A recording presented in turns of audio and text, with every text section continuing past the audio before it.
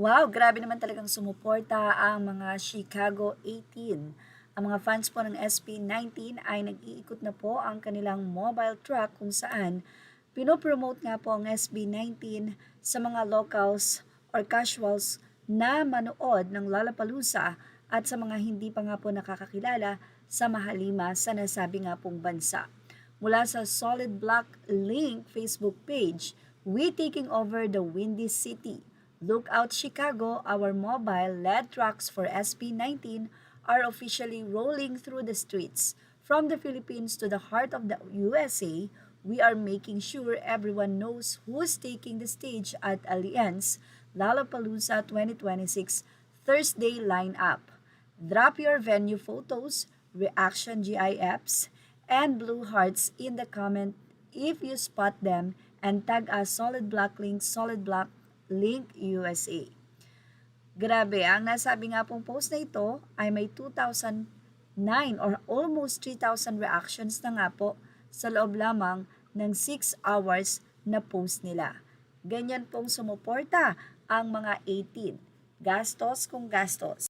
Hindi lang po yan dahil may isang truck din po sila na nagpo-promote at habang ito ay umiikot, makikita po ang performance ng SB19 sa nasabi nga pong truck. Video po yan mula sa tagiliran hanggang sa likod nito ay nagpi-play po ang nasabing performances ng SB19.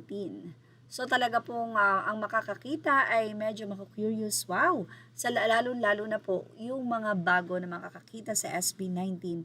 At syempre, grabe po yung effort na ginawa na ito ng mga taga Chicago 18. Samantala, matapos nga na i-announce ng Department of Tourism na mapapanood ang performance ng SB19 sa Lollapalooza sa darating na July 31, ito po ay 1:30 a.m. until 6 a.m. sa Rizal Park at ito po ay open air auditorium. Marami na po ang nagpa-reserve. Siyempre, proud na ibinahagi ng mga 18 ang kanilang reservation. Free po ito pero kailangan nyo po na magparehistro. Ayon sa comment section, tila 1,500 lang daw yung po pwedeng ma-accommodate ng venue.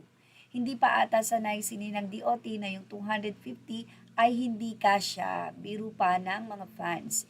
Kaya naman talagang kailangan magmadali dahil kung 1,500 lang po ang ma-accommodate ng nasabing venue, marami po talaga ang hindi makakapunta.